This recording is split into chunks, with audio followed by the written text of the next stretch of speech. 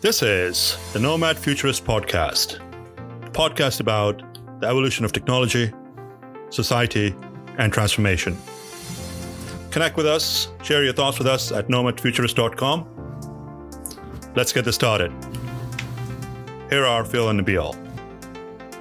Hello. Welcome to Nomad Futurist. This is your co-host, Nabeel Mahmood from Austin, Texas. This is your co-host, Philip Koblence, also live at Data Center World in Austin, Texas. This is Bill Kleyman, also live from Texas. I think I referred to you the last time we saw you as the data center diva because of your MC duties and just the unbelievable crowds that follow you whenever you walk through the halls at Data Center World. But today you are going to be known as the first ever two-time guest of the Nomad Futurist podcast. Thank you so much for joining. What an absolute honor. I'm sitting literally, I know you can't see people listening, between these two amazing gentlemen, human beings who have just out of the kindness of their heart invited me back here to talk to them. So thank you. Well, there's a lot of reasons for that. Yeah. Well, it's not just that we like you, Bill. It's just, We love you. I appreciate it. All right. So, there's a lot going on in the world right now. And what we talked about last time, particularly from your background, from being from Ukraine, we wanted to bring this forth to our audience and share what you've been going through, what your family and friends have been going through. So do you mind, sharing the state of the union from... What the heck is going on, Bill? My God, what is going on? First of all, yes, it's a pretty insane time right now. So a lot of folks may know this, but some they may not. Obviously, for all the wonderful listeners of this amazing Nomad Futurist podcast, you know that I wasn't born here in America. I was born in Kyiv, Ukraine, and came to the United States in the early 90s. And as you can guess, Bill is not very Slavic. My name is Vitaly. Очень приятно. It's nice to meet you. That's my real name. And when we came to America, I made this joke last. See, diva. Bill is his stage name. It is a stage name. It's you know what? People made me sound like an herbal supplement. And I remember I said this last time, take some Vitally in the morning. So my mom asked an American friend, what does Vitaly sound like? William? All right, cool. Let's just change it. So we did that. Then what is going on? It's amazing to have had this conversation now several times, and it's hard to have this conversation. But on the request of the people who are my friends and family in Ukraine, they asked that we keep talking about this because, and I just told these guys is that they have this fear that the world's going to forget about them, and they're scared about that their voices will get lost. So it's not great. We have friends in Kyiv, and Odessa, and we check in on them pretty much regularly throughout the day when they're not in asleep. And probably the most challenging parts are during the day here in the United States when it's night over there, and you just sort of wait until like it's 11 p.m. or midnight, and you just kind of quickly text them, "Hey, you're asleep? Are you okay?" And the worst things are when they send you a message when you know it's nighttime. Like happened recently. My friend Olga, she just wanted to chat because the air raid signs were going off and there's bombs in the distance. And she sent me a picture of her and her mom sitting between two apartments safe. And they try to make this little spot, just this morning, I'll show you guys this picture. She sent me a picture of toilet paper and she was happy about it. Like we were able to go out and get toilet paper. Now for people here in America who experienced the pandemic, we had a run on toilet paper, but in Ukraine, it's a little bit of a different circumstance. Or just going to the store. It wasn't life threatening. No, to go buy toilet paper. No. Or just being able to go to the grocery store and buy chicken so you can make chicken soup. And this is what they're telling me, like just force yourself to eat just because you're not hungry. Or wait for your son, Sasha, for example, another friend of ours, her name's Ludash, to wait for him to come back from the Ukrainian Territorial Defense Force or just to hear from him from one night. It's hard. The Ukrainian people are extraordinarily brave and fierce and stubborn. Many of them, even including women, literally their words to me were, we made a decision after the first week this started that we're going to stay. We're going to stay to the end and we're not going anywhere. We're going to defend this city if we have to. And these are women. They're going to pick up the rifle. They're going to get their Molotov cocktails. But let me answer your question from a high level. As of this recording, they have retaken Irpin, which is just west of the city, Kyiv. They're starting to retake more territory. The Ukrainians are. Thank you, Bill. And as Vladimir Putin, I'm using air quotes, has, quote, completed his mission out there, they're going to start to shift the focus on the Donbass region, which is Donetsk and Luhansk over on the east side of Ukraine, and probably closer to the south, and Melitopol and a few other those locations. And it's challenging because, Mariupol's been compared to now the modern day Aleppo from from Syria. And it's tragic. It's truly, truly, truly tragic. The loss of life, how challenging it is, the blockades of people trying to evacuate. That's where the real heartache. So the update is that Russia is not winning and they are suffering extraordinary losses. If we even take the numbers from NATO and the EU, forget Ukraine for a second, you're talking about a Russian campaign that has seen more losses in a month than they did when the Soviet Union invaded Afghanistan over the course of a freaking decade. They're going to continue to push. International support is exceedingly helpful. I cannot stress this enough. The military and humanitarian aid that's coming into the country is just absolutely critical. So the state of the union, or the state of the situation, I guess, is that they will continue to fight. They will continue to support their people. President Volodymyr Zelensky is not going to give up a centimeter of land, but he is ready to talks about neutrality. Yeah, that's where we're at. How long do you think this could potentially last? Well, it was supposed to last 3 days, right? And we just talked about this earlier. This was supposed to last 3 days, and much of the supplies and supply chain and the supply lines were really designed to last 3 days. How long could this go? Realistically, the Russian troops, part of the reason they're pulling back is because they've run out of supplies, they've run out of fuel, they've run out of food. There was a publication that said that 50% of an entire unit had to be sent back because they had frostbite. These tanks in a Ukrainian winter become refrigerators very fast when the fuel runs out. I think this could go potentially into summer, maybe midsummer. I don't know. I think right now the landscape of Ukraine is going to be changing, where more of the troops are going to leave the Kyiv area and they're going to try and concentrate their efforts on eastern Ukraine. The challenge there is that they're getting consistent bombardments from within Russia. So they need more air defense. They need more surface to air missiles. They'll need more batteries that can protect the city, because although they can, even Mariupol right now, where Russians are starting to go in, they're still doing what's called a circular defense around the city, trying to contain the situation.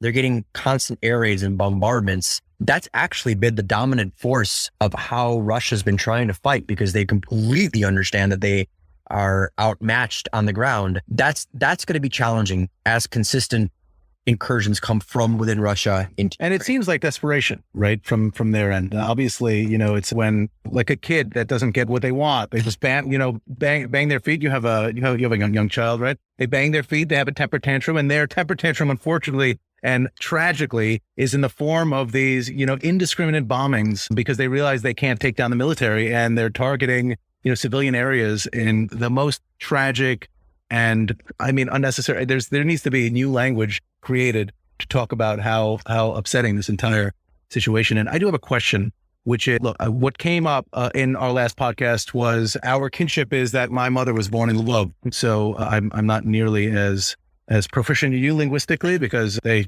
left before I could be born. So we know that Ukrainians are stubborn, that it's like the world does not exist outside of themselves in many cases when you deal with them personally. And I think the world has got a crash course on Ukrainian bravery. But is there anything about the reaction, anything about, how they've performed thus far that has surprised you?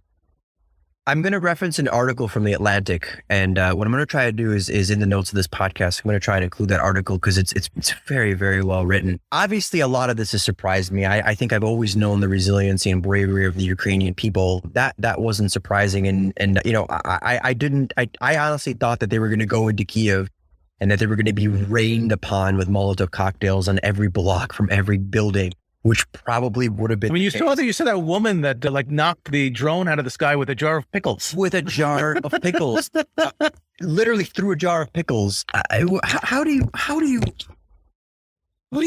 that? Oh my God! Jar of pickles. It's funny in a sense, and I actually like what you said, Phil, and it struck a note with me.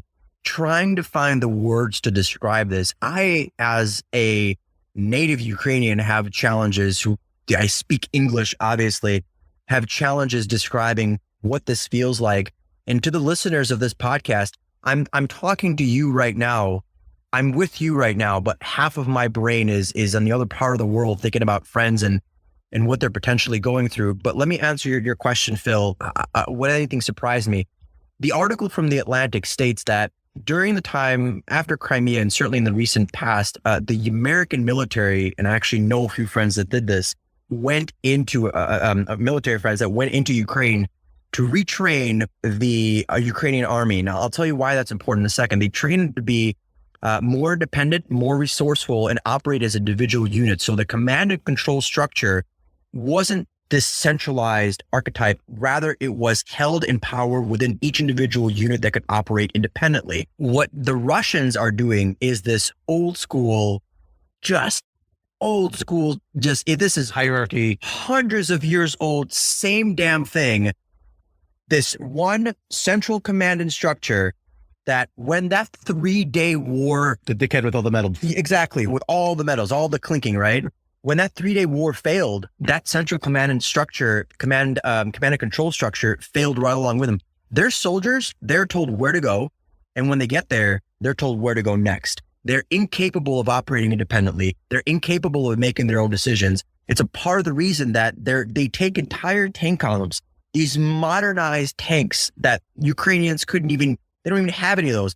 They park them clumped together in the middle of a street and just sit until Ukrainian artillery tops several of them out, and then they have to retreat and leave.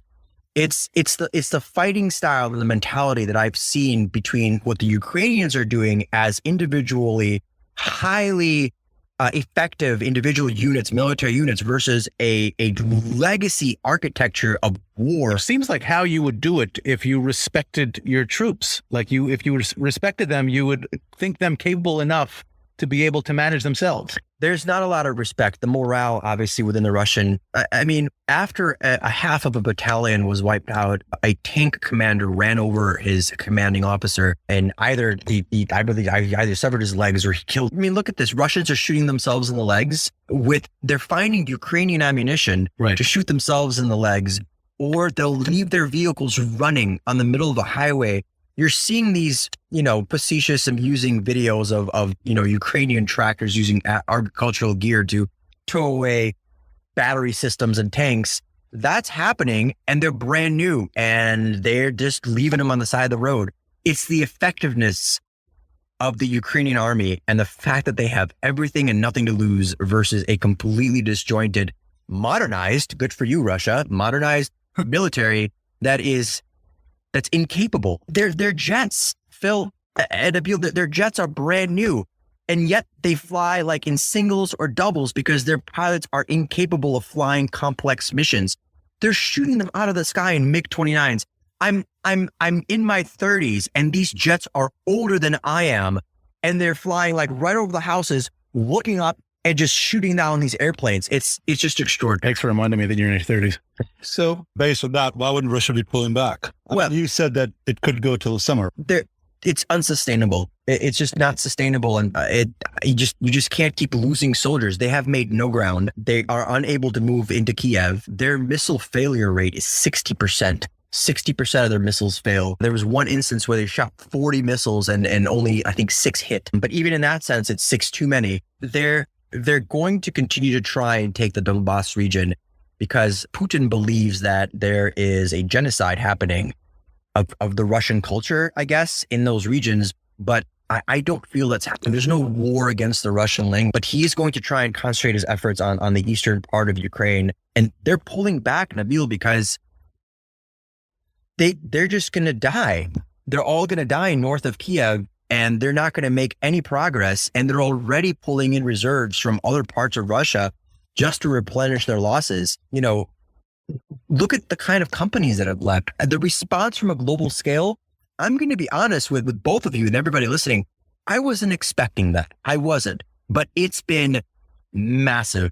The runs on sugar, the crash of the ruble, the long lines at the ATMs in Russia, the complete neutering of a free and independent media source in all of Russia is just extraordinary. I'm sure we're going to get to the propaganda question. Before we get into the propaganda question, I'm just curious. You went through difficult times as well. Mm-hmm. You were in the camps, you moved to America, to have a passport or anything like Yep. that. It's difficult to compare pain and experiences, but if you were to, how would you define that? When we fled, it was still Soviet times. It was just as the collapse was happening, and they took our passports and they ripped them up. So that time that Putin is trying to get back to. right, the time that thank you, Phil. Yeah, the time that he's trying to get back to, they tore up our passports and we became refugees, stateless refugees. And the similarities are as follows. We had nothing but the clothes on our back, a couple of backpacks, a few suitcases. I had a couple of toys. That's it. That's similar. Some of the methods that we took to get out were similar. The fact that we just had nothing, we had to live in European states, first in Austria and then in Italy for a little while. That's similar to what these guys are going through, to what these refugees are going through. What the biggest difference is, we didn't have bombs flying.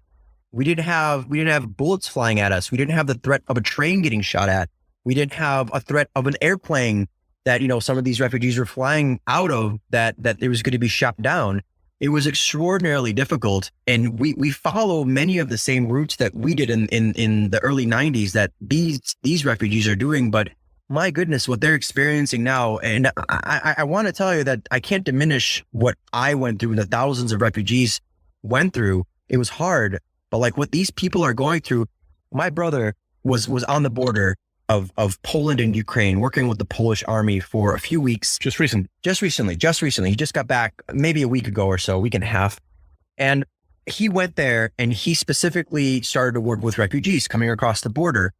And while he was there, my goal was to contact as many people as I possibly could, friends, family, anybody, friends of friends. I told so many folks that my brother was there. Tell your family to get in contact with me. I'll tell them how to get to the border.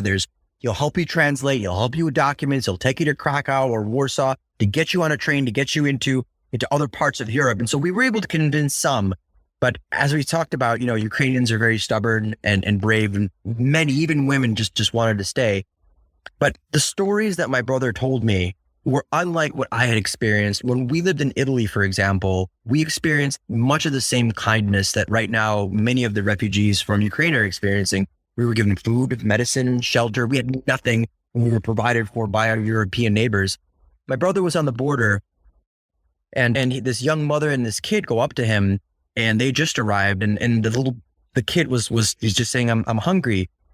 And my brother's like, sure, yeah, here's some food. And they're like, we don't have any money to pay you with. And he froze. He's like, do you not know this is all for you? This is all for you. Please just eat something.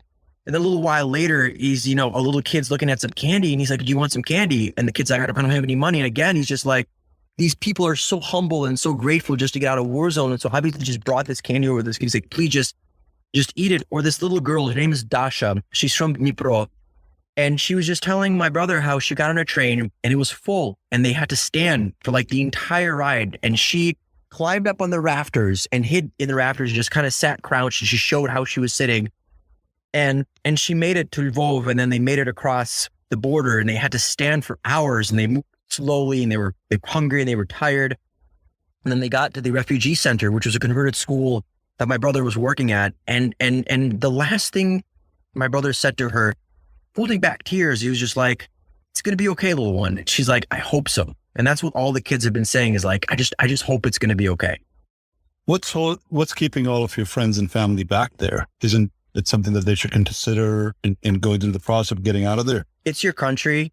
The closest thing, I don't know how to compare it. Like if somebody's listening to this and you're in the military, right? You'd stay until the very end to defend your country, like America. It's the pride, and it's your home. Where are you going to go? And you're going to see your home. Volodymyr Zelensky won the election because he was not corrupt.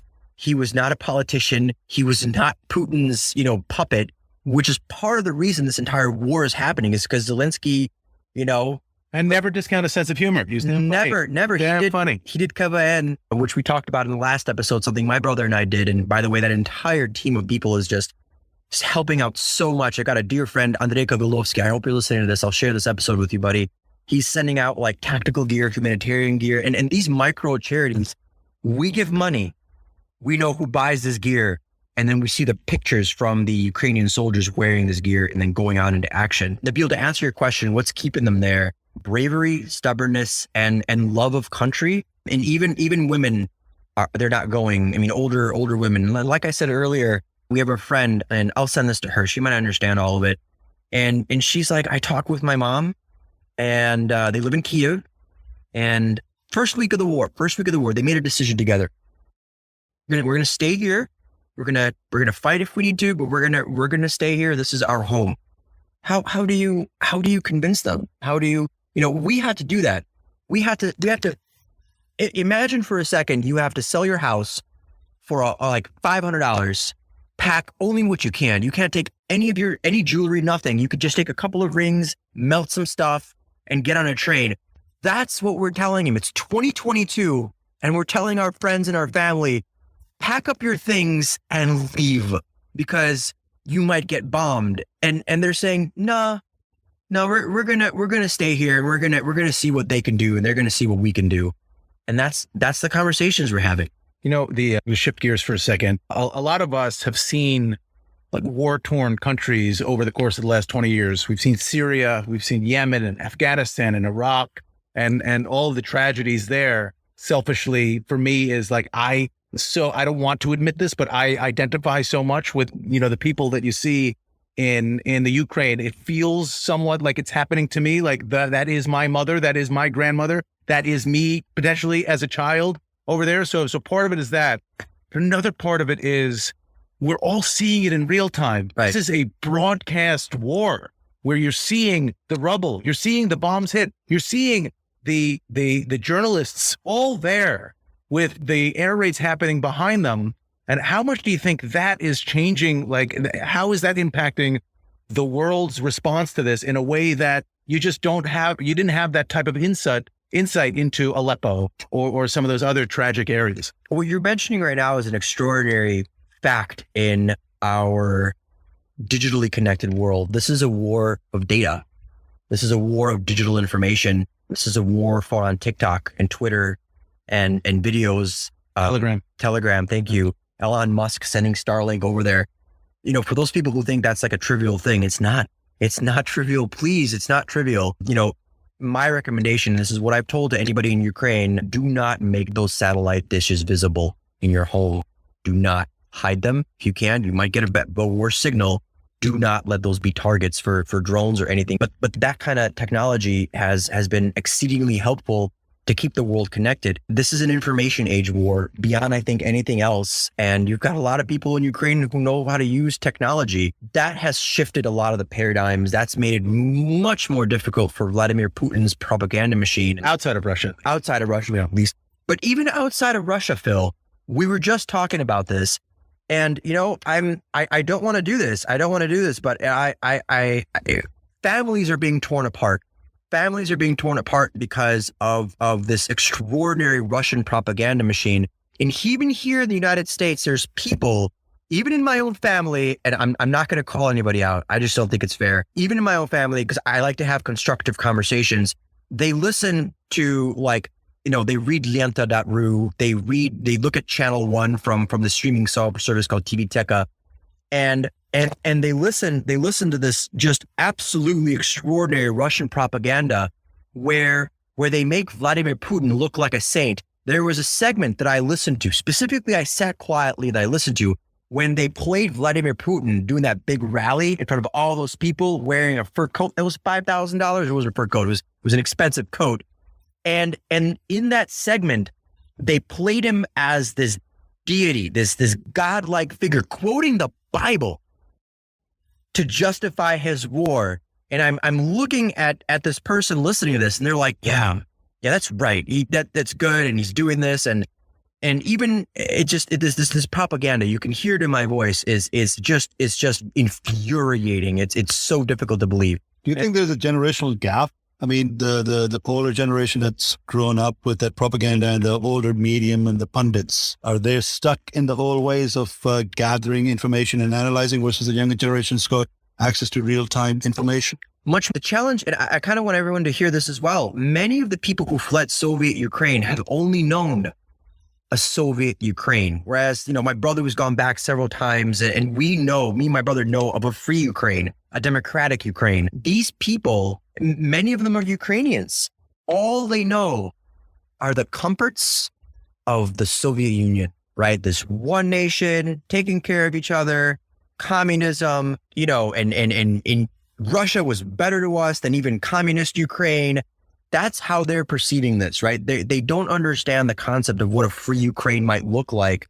And so they filter this information differently. And here in the United States, even so, yes, there's a generation that looks at this differently, but I applaud the children and the people out there that are able to convince others to look past this. I got my mom on Telegram. You know, my 7-year-old mom is on Telegram, and she's just getting this completely different feed of live information from all over the country. So she's had her paradigm, but generational gaps. So I mean, absolutely. They listen to what makes them feel comfortable.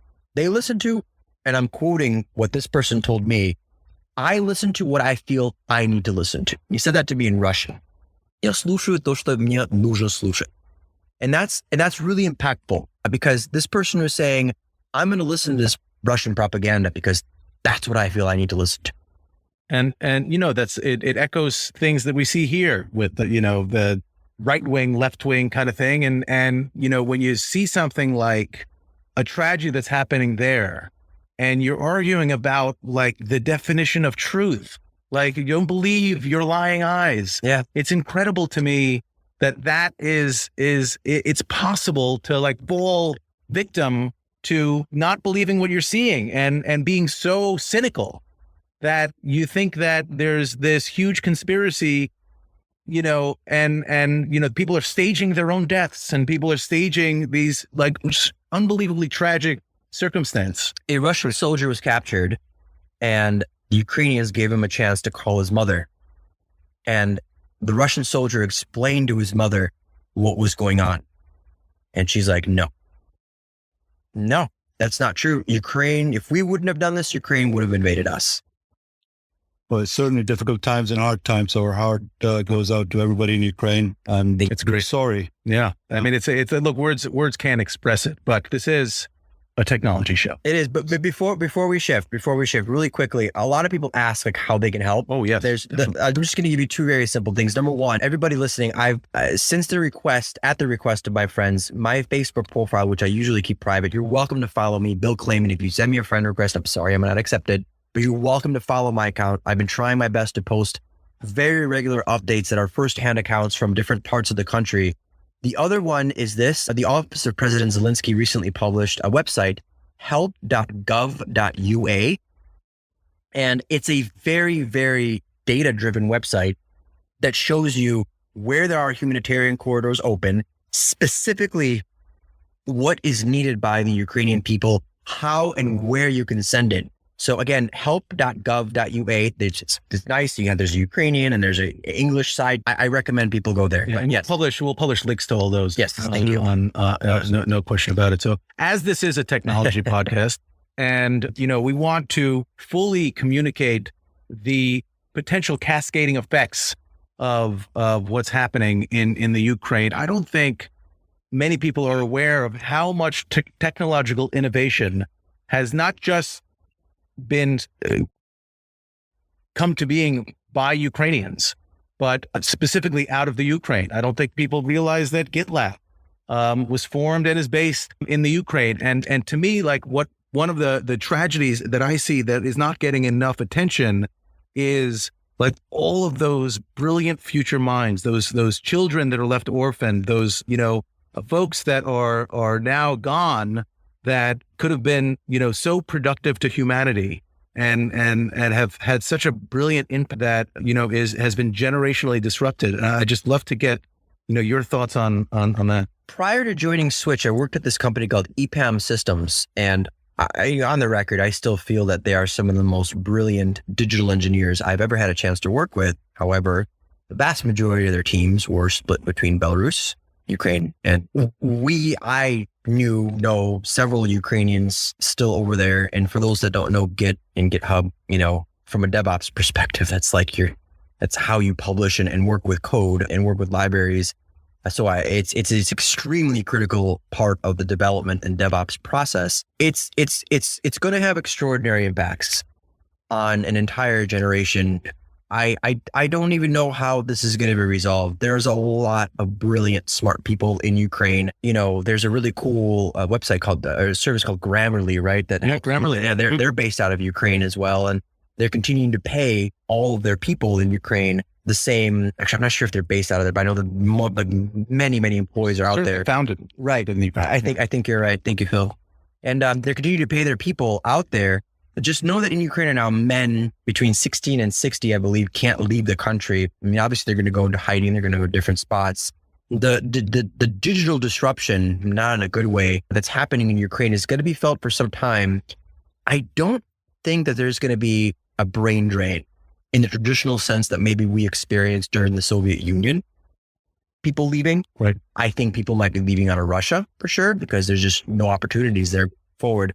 They replaced Instagram with Rossgram. Rossgram. I mean, they replaced McDonald's. They have like a sideways ad. Dada Vanya, right? They literally took the M, put it sideways, and put a little line on there, and then like Rossgram was just absolutely ridiculous. It just like Instagram, no features, no pictures, just tight. And it's just hilarious, right? It's censored version of this mock freedom, which is just absolutely insane. I feel strongly that given how much Ukraine is being seen in the world right now, I think that intelligence and that brain trust is going to return to the country. I think the suffering is going to be much more on the Russian side. So the time that we are talking about, I mean, we will be 6 months into this whole thing. That's significantly damaging to the economy. Digital is potentially something that can recoup a lot of it very quickly. Where do you think things are going to be once hopefully things start normalizing? It's probably silly of me to even assume that, Russia's going to pay any sort of reparations to fix any of this. I'm just going to say it there. I feel that there's a bunch of mega yachts that'll probably be sold. I'm not sure there's anybody to buy them. Yeah, that's true. Yeah. Or they're refusing to refuel them. That's certainly the case. It's, when this is over in 6 months, I think there's going to be an extraordinary amount of rebuilding. I know the United Nations have created special funds specifically for Ukraine to rebuild. Please don't discount the fact that there's an extraordinary amount of humanitarian and military aid coming into Ukraine. And I think after this war is done, there's going to be a lot of reconstruction happening. Good chance that Ukraine will probably join the EU, maybe not NATO, but certainly part of the EU. The response from Europe has been really positive in the sense that I think the European nations will help Ukraine rebuild. They don't want Russia anywhere near them. They want to make sure that Ukraine continues to be that stronghold.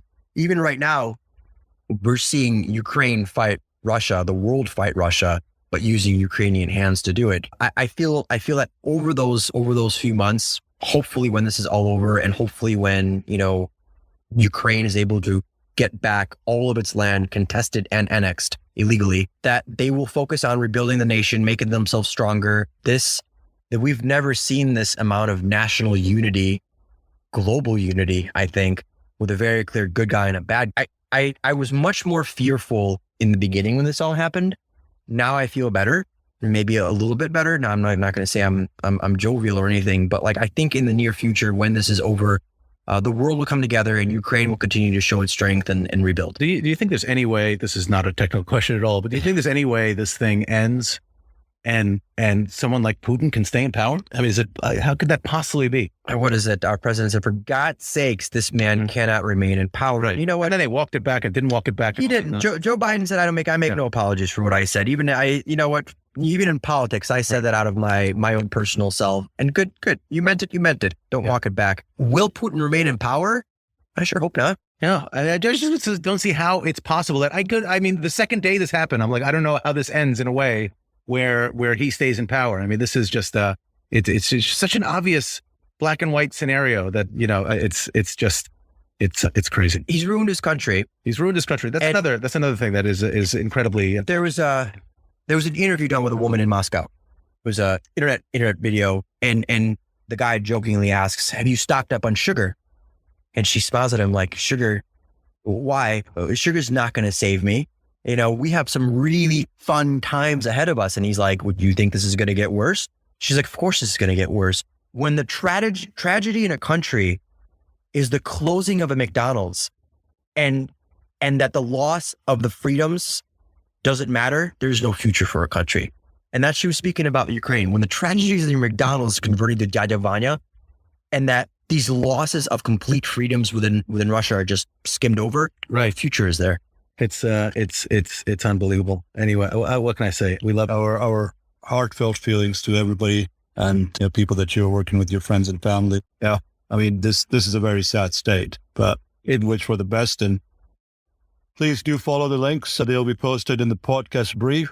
And, let's try to do something right. I mean, it's difficult times. I am totally baffled at this point in time from what you have shared, how you've talked. It's very, very heartfelt. Ladies and gentlemen, Vitaly Yurievich, big shout out to the wonderful teams here at Data Center World and at Informa. Just earlier today on the keynote stage, they did a donation to Ukraine, and I was there, and they mentioned me obviously, but like it's not about me. It was a $5,000 donation to UNICEF. So thank you to the teams at Informa, and obviously Data Center World, and to everybody listening. Just as hard as it is, just please keep these conversations going.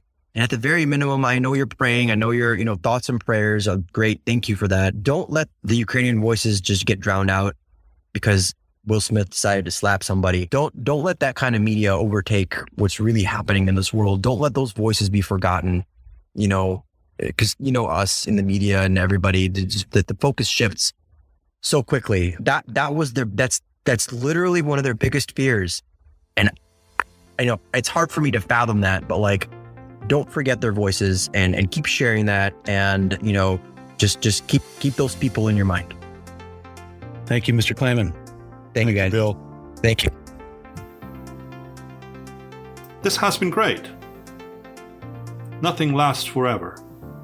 Markets will come back, currencies will rebound, businesses will go on, and we'll all move on. That could happen next week, next month, or next year. I'm confident that those who prepare rather than panic will come out of this stronger. Thank you for joining us. This has been brought to you by Nomad Futurist.